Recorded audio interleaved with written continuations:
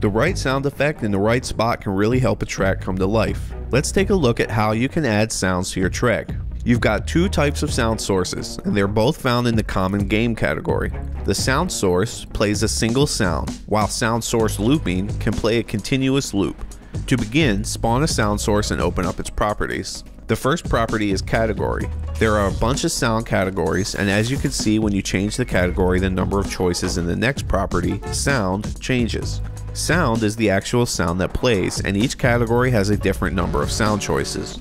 Generally speaking, you will want the enable checkbox to be unchecked. When checked, the sound will play right away and then be done. So if it's placed later in the track, you may not even hear it. Usually, you're going to want to activate it with an event, which we will cover a little later when we get to triggers and events. Next, we have all its physics properties, same as objects physics. By default, the sound source will take into account the distance between it and the camera when playing the sound, so that closer sounds will be louder than far ones. Check the static checkbox if you want the sound to play at the same volume regardless of how far away it is. Make the sound louder or softer with the volume slider.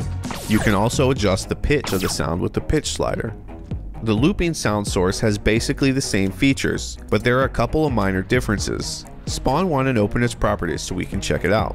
First, obviously the categories and the sounds in them are different. Unlike the single sound source, you will often want the looping sound source to be always running, so you will often have the enabled checkbox checked. Of course, there are still plenty of situations where you will want to trigger the looping source as well.